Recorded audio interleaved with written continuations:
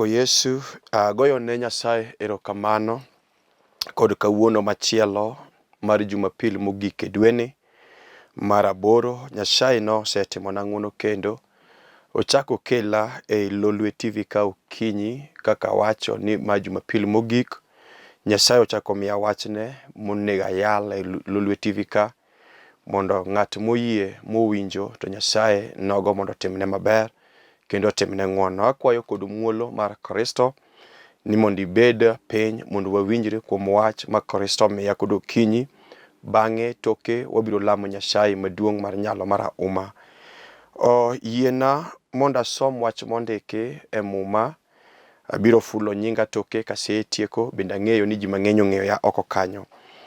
Yiena mondo asom wach, adhi somo weche ariyo mondiki e Muma. Mokwongo adhi somo e buk mar Luka 19:41 nyaka 44. Mar ariyo adhi somo e buk mar Jorumi adhi somo Jo-Ibrania 2 chako somo 1 nyaka 3 bende. Muma wacho e buk mar Luka 19:41 nyaka 44. Muma wacho niya: Yesu nomedo chopo machiegni kod Jerusalem, kendo kane oneno dalano noywage kowacho niya, yaye, mad debed ni ing'eyo tinende ni gima dikelni kwe, to kata kamano ogeng'ore ne wang'i. Ndalo nobi ma wasiki notimnie ageng'a koni gi koni, ka gikunyoni bur alwora. Ginitieki kaachiel gi jogi duto, kendo ok ginewe kata kidi achiel kochung' e wi wadgi, nikech ne ok ing'eyo kinde mane Nyasaye obiroe mondo olimi. Wach mar ariyo asomo e buk mar Jo-Ibrania 2 chako somo 1 nyaka 3. Mawacho mano emomiyo nyaka waket chunywa kuom mako weche mwasewinjo mondo kik wabayo. Mano emomiyo nyaka waket chunywa kuom mako weche mwasewinjo mondo kik wabayo. Wach chik mane malaika okelo ne ni kod teko, omiyo ng'at mane ok oluwe kendo ok orite noyudo kum moromo kode. Wan to dwatony nade kawajwang'o warruok maduong' ma kama? Ruoth Yesu owuon ema nokwongo nyiso ji wach warruokno. Eka joma nowinjo wachno nonyisowa ni en adiera. Kulwi mondo walam Nyasaye. Wuoro maler, Nyasaye maduong' mar nyalo, asepaki, Kristo asemi duong', okinyi ni Jehova marahuma. Isetimo maber okinyi ni nyadichiel kendo. Yesu ikelo ya Lolwe TV ka nyadichiel mondo achak ayalie wach Jehova miseketo e chunya nikech ogandani. Wuoro maler, aketo da lweti kaka jatichni, iti koda nikech ogandani. Jehova misemiyo thuolo mondo bed piny mondo winja. Jehova mar polo erokamano kuom wach ka wach, tim ka tim idhi tim e okinyini nikech ng'ato moyie ka nyingi yudo duong' kuom weche duto e nying Yesu Kristo nego Ruodha. Amen. Agoyo ne Nyasaye mar nyalo erokamano, Nyasaye maduong' masesomo wachne. Asomo weche ariyo e Muma, to mane wach madwa nalosie mos koka rokni kendo koka dhi kod ng'wech ahinya mondo iwinja kod okinyi, nikech ma en Jumapil mogik e dwe mar 8 to bang'e wadonjo e dwe mar 9. Adiera ng'ato nego yudo wach mokadho go loka kodonjo e dwe manyien mar 9. To jemiyo Nyasaye mar nyalo maduong' mar warruok ochako kela Lolwe TV ka mondo mi wawinjre kuom wach ma Nyasaye osemiya. To mane wach madwa nadonj godo tir, to akwayi mondo ibed mos tilos winjo mondo wawinjre kuom Nyasaye. Bang'e to wabiro lamo mondo wane gik madongo ma Nyasachwa mar nyalo mar warruok biro timo. Wach masome Muma e buk mar Luka 19. Muma loso kaka Yesu nowacho. Muma wacho ni Yesu chieng' moro kochopo machiegni kod Jerusalem, to Kristo ang'o ywago Jerusalem kowacho ni yaye, mad ndi ing'e gima dikelni konyruok. To kata kamano gima kelo konyruok no gino geng'ore ne wang'i, ok inyal ng'eyo. Kata kamano kinde biro ma wasiki nokunyni bura ageng'a, noketni ageng'a makunyni bura ageng'a alwora ma onge kama ne iwuog go, to eka ginitieki kaachiel kod jogi. Muma wacho ni Yesu Kristo ma ja-Nazareth oywago Jerusalem. Oywago Jerusalem chieng'no kapok Yesu chopo machiegni kod Jerusalem. kano kindi ochopo mondo dhi Jerusalem, to mowacho niya, ang' okono jopuonjre ne dhiure dala mani mbeleu mondo manye kuchopo kanyo to udhi rado kod nyathi punda. To ka nyathi punda no en nyathi punda mapok ng'ato idho nyaka nene, to nyathi punda no kuseyude to ugonye, to ka wegi openjou to ukone ni ruodhu ema dware. To mawacho ni jopuonjre ne nodhi e dala mane nie nyimgi, to kane gichopo kanyo to wach ka wach mane okonigi ne giyudo adiera, kendo ne giyudo wuon punda. To kane gigonyo punda kod adier, to wuon punda no malo mopenjogi ni to ang'o miyo ugonyo nyathi punda no? To ne gidwoke ni winjo, ruodhwa ema dwaro nyathi punda ni. Muma wacho ni kane gichopo kama ne Kristo nitie, ne gikawo lepgi magipedhe wi punda, magikawo Yesu magikete wi punda. To kane Yesu oseidho wi punda kochomo Jerusalem, muma wacho ni ne gikawo lepgi, mondo mane nigi leso nopedho, chuo mane nigi kode nopedho, ne gipedho lepgi ka punda ng'olo mos, ka punda nyono koting'o Kristo mabiro yalo e TV ka kochomo go Jerusalem. Apako Yesu ma ruodhwa.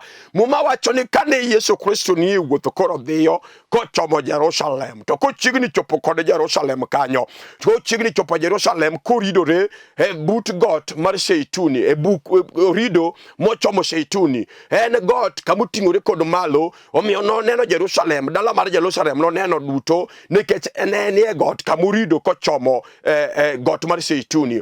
To muma wacho ni kano chopo kod malo kanyo korango Jerusalem, to chunyi oywago Jerusalem, chunyi Nyasaye, chunyi Yesu Kristo oywago Jerusalem. To wacho niya, yaye in Jerusalem, madi ng'eye gima dikeli ni kwe, kata gima diresi, kata kamano gima dikeli ni kwe, kata gima diresi, gino geng'ore ni gino kine, kata kamano wasiki chieng' moro nogoni ageng'a, magi ni kunyu bor manoluori, ma kata kidi achiel ok gini we kuchung', gini tiki kod nyithindi duto, ma kata kidi achiel ok gini we ku beti wi wadgi.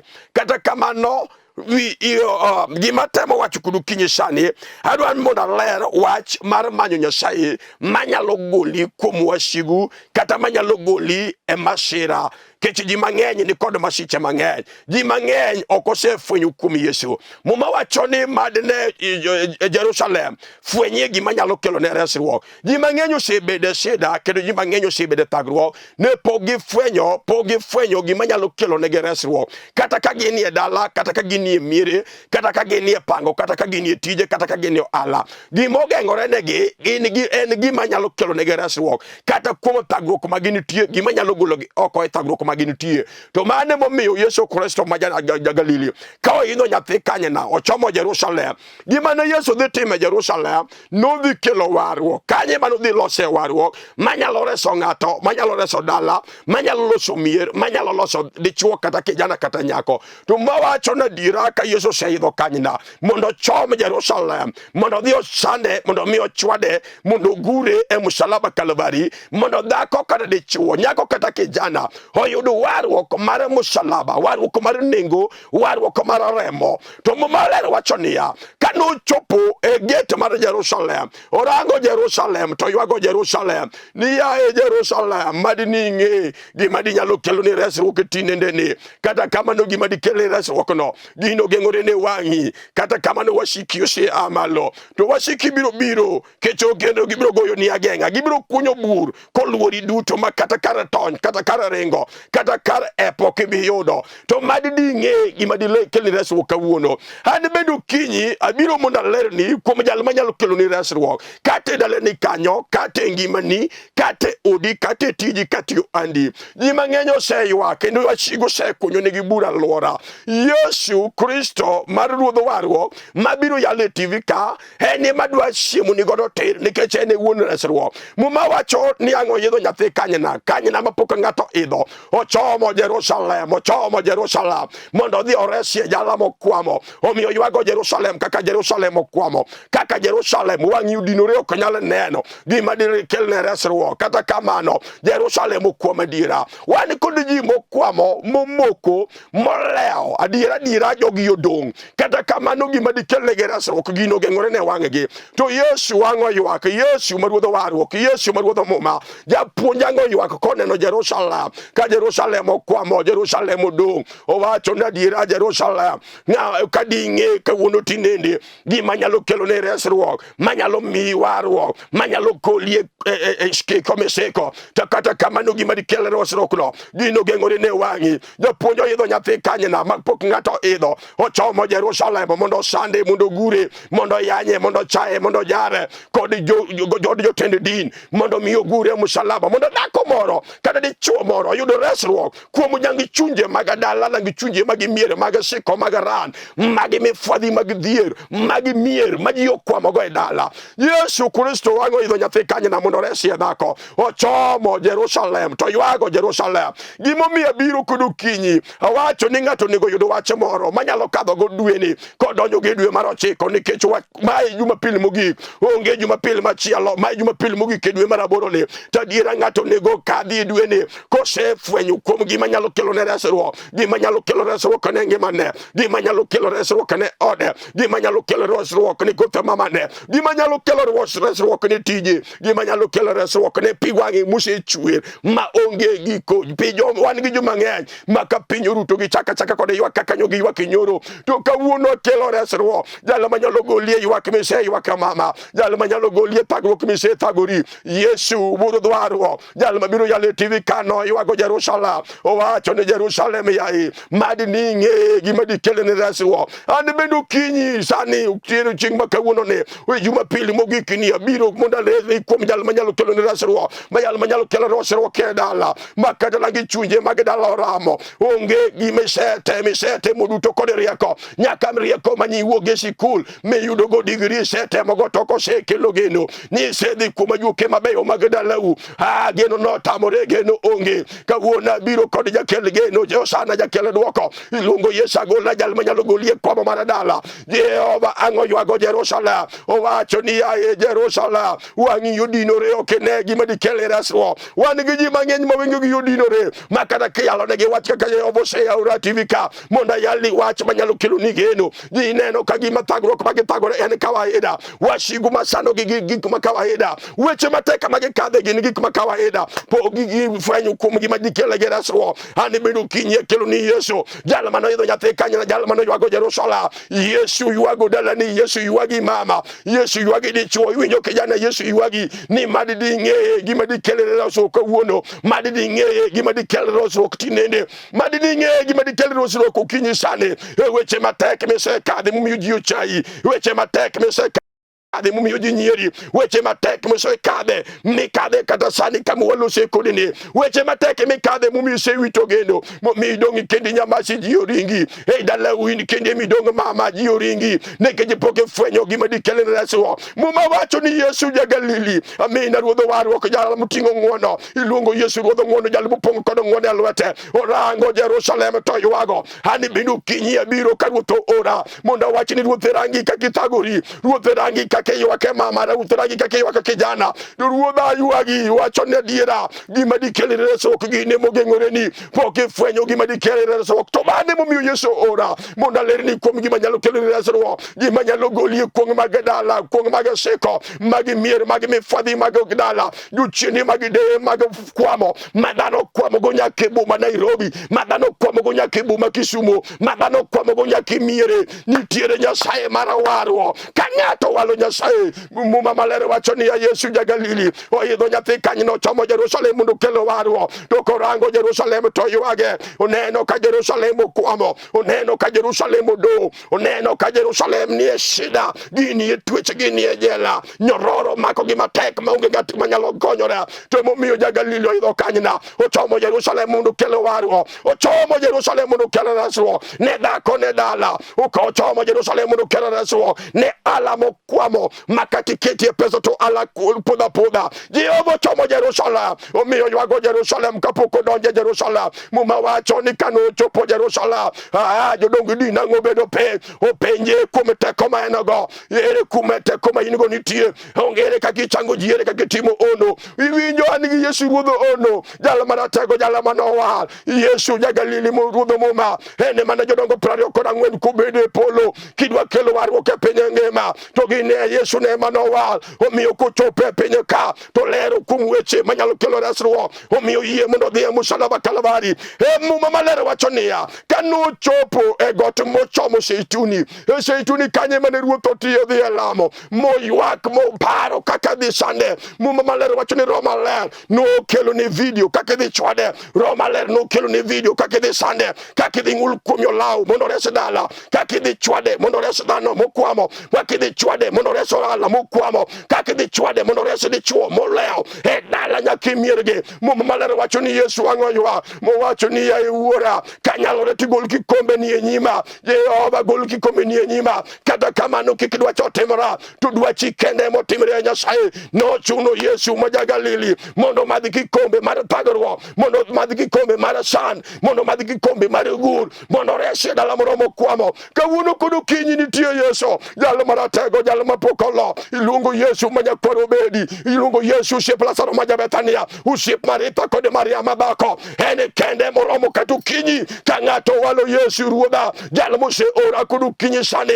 Jehova oseneno dala molewo, Jehova oseneno dala mokwamo, Jehova oseneno dichuo molewo, Jehova oseneno kijana molewo ma kata kanyo odhi sikul osomo men kod otese manyalo yudo go tich, to kama nitie olewo kwamo do kod otese manyowage college. Nitiere Yesu ja-Galili. Osana jal manyalo timo ng'wono ne kijana, osana jal manyalo timo ng'wono ne nyako ma kata nyo ji osenyieri, ji osechai. Nitie geno kendo kod okinyi, nitiere geno kod okinyi sani. Geno ni kuom Yesu kende. Kata setemo kod ajuoke nofeli onge geno, kata nyitemo manya samoro nyisemo bia kimiyo ajuoga mondo keli geno. Geno nyo onge.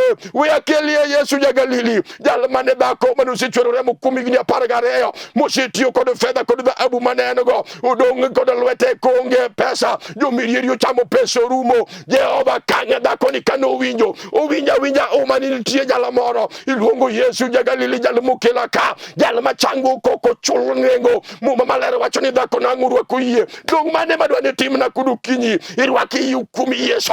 Hallelujah. Ka ng'ato rwako yie kuom Yesu kod okinyi mifwenyo ni Yesu e konyruok. Ka ng'ato fwenyo kuom Yesu ma ja-Galili, mana kaka wacho pod anuoyo kendo ni Yesu Kristo kochopo oridore to ka en ewi got kochomo Zeituni. Muma maler wacho no ywago Jerusalem, owacho na diera Jerusalem mad kawuono ni tinende madi ng'e gima nyalo kelo ni resruok. An bende okinyi kawuono sani abiro mondo alerne dhako, abiro mondo alerne dichuo, nyako kata kijana. Iwinjo ya gima nyalo kelo ni resruok kod okinyi sani en mana fwenyo kuom Yesu ma ruodho warwa, jal manotho e msalaba Kalvari. Kawacho weche mabeyo ne ngimawa, remo manochwere msalaba mana remo moting'o resruok. Ji osetimo kod rembo dhok kaachiel kod rembo diek, remb riek nore, rembo dhok nyaka rembo punde nore, nyaka rembo winyo, nyaka rembo gwen nore. Remo manigi resruok manyalo kelo resruok ne dala en mana remo mar Yesu Kristo manochwere msalaba ei got Zeituni kacha, kanye ma Yesu Kristo ang'o dhiye molamo Nyasaye koneno thagruok. Ka ji malaika kelo ni video kaka idhi sande, kaka idhi chwade, kaka idhi gure, kaka idhi nyul kuom law. Mowacho na diera gini tek manade. Opwayo wuon gi ne Jehova kanyalo reto goe mondo kikombe mar masirani ok adhi nyima, kik yie mondo amadhe. Muma maler wacho ni Yesu wacho ni kata kamano timre kaka in wuon ema dwaro, kik timre kaka dwacha dwaro. Muma maler wacho ni Yesu Kristo ang'o bolore, oyie mondo madhi kikombe mar masira, oyie mondo madhi kikombe mar sand mano sande koting'o msalaba bao mapek kochomo go Golgotha mondo dhako moro resi. Madi kawuono madi fwenye dichuo gima nyalo kelo ni resruok, gima nyalo kelo ni resruok dhako en mana yie kuom Yesu jal mano or, mana yie kuom Yesu ja-Galili, jal mano war kod jodongo 24 kobede polo, jal mane Nyasache polo, jal mane chwo piny kod polo. Okawo raba stamp mogoyo kuome mowacho ni jali kende moromo emomiyo no ori Yesu ma ja-Galili. Muma maler wacho ni ochopo Jerusalem, oywago Jerusalem koneno dala. Jehova ywago dalau nikech korango dalau to neno ka dalau thagruok malele manitie, koneno dalau kijana kata nyako kata mama. Nyasaye Yesu Kristo kaneno dalani to ywak adiera nikech thagruok mekadhe. Kaka jogweng'o chai, jodalau nyieri, onge gima ber menyalo ne dala. Kata kawuono nitiere kant ma kifwenyo kifwenyu kuom Yesu, kifwenyu kuom Yesu ruodha warwa, miwacho ni Yesu Kristo kasa kawuono ni Jehova wadi chunya ane jaricho.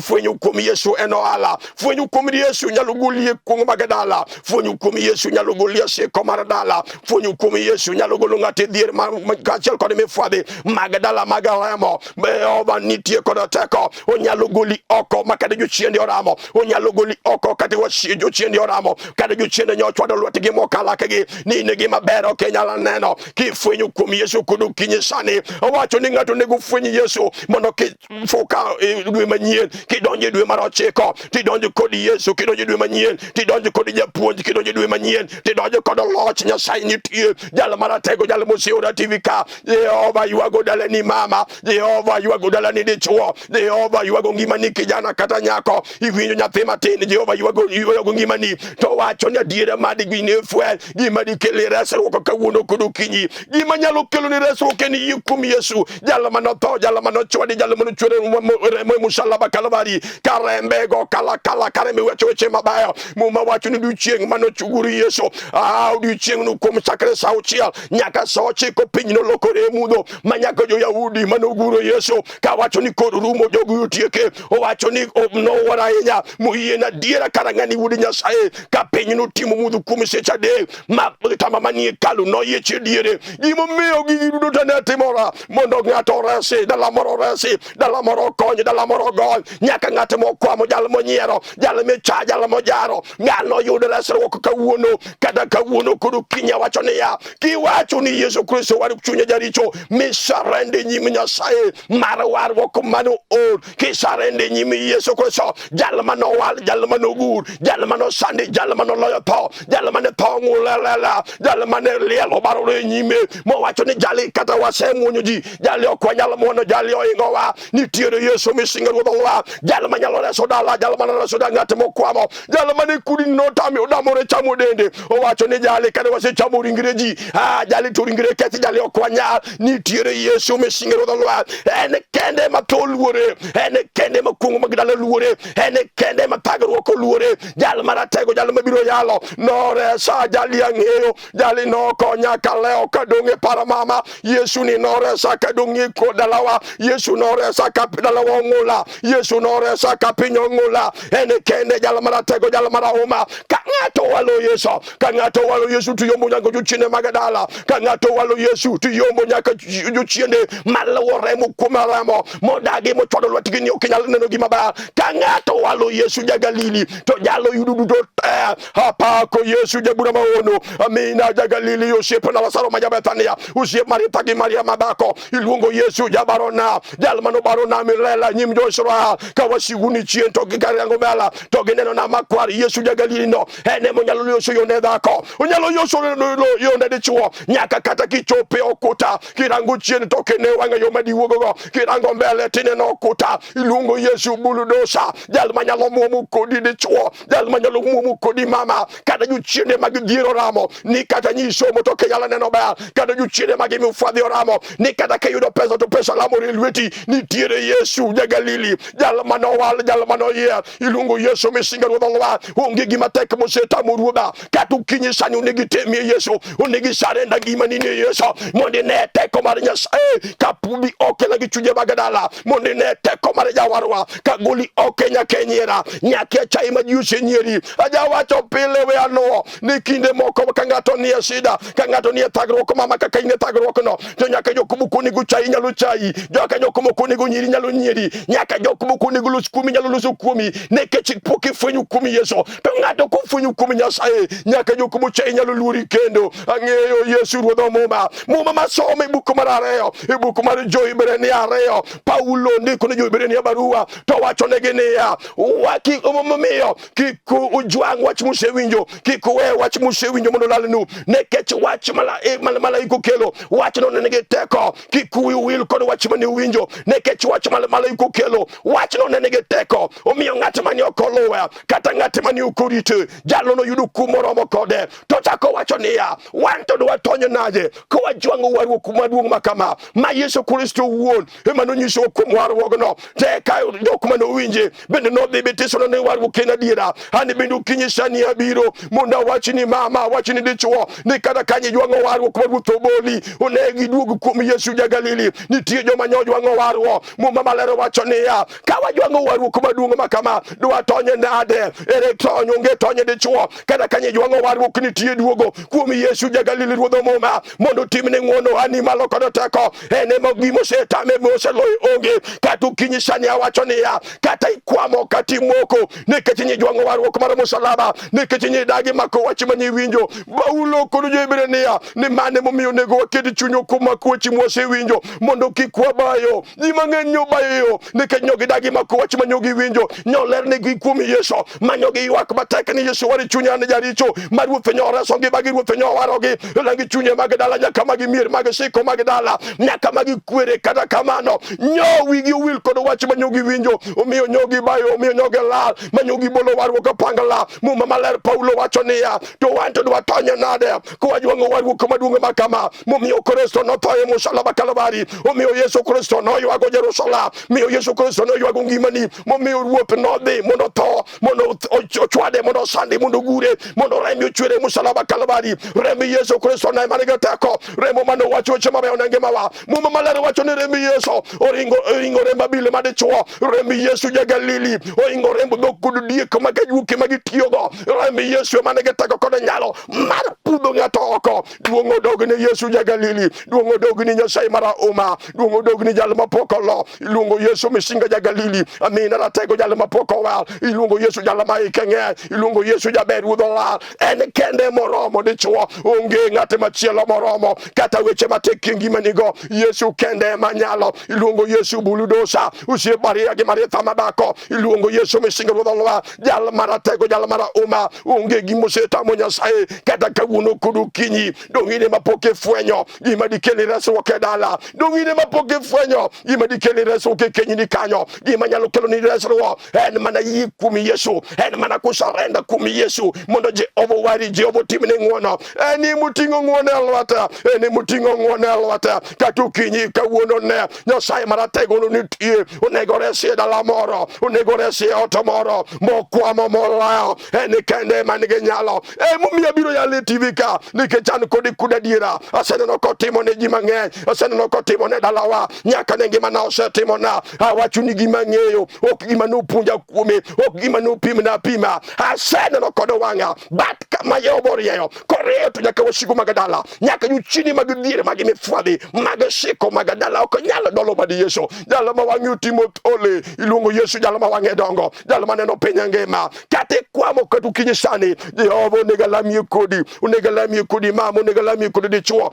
kijana negalamie kodi kise walo kume dikili karasro gimanya kelo ni reso ken mana ye walo Yesu kende omiyo kise ye bondi wali Yesu negalamie kodi Nyasaye kudu kinyi mondo Nyasaye wani malo milo chelwiti nyi mwasiki nyaka chai Jehova neguguli oko nyaki wandi mokwamo Jehova negutimini ng'wono kise ye ni Yesu Kristo ni ruo Jehova negutimini ng'wono kinyisani kama ini ye negalamu kodi dako kada dichuo kuom wach mose yal mase yali tivika omiyo ka in kanyo gochongi piny kinyalo rie badi TV rie tisarende nyim Nyasaye manyalo resi wuoro malera semi duong ero kamano Kristo nikech oganda mani miyo thuolo mondo winja kodo kinyisani ratego wuoro maler gisesarende nyimi mondo giyie kuomi jabura ma ono omiyo anegi mala timnegi ng'wono Jagalili itimnegi maber Nyasaye golgi kwamo mar dala nyaka mifadhi magadala itimnegi ng'wono Nyasaye Marauma nikech in Nyasaye manitie duong' kod pako dogni nikech isewinja kendo setimo ne ng'ato kod ng'ato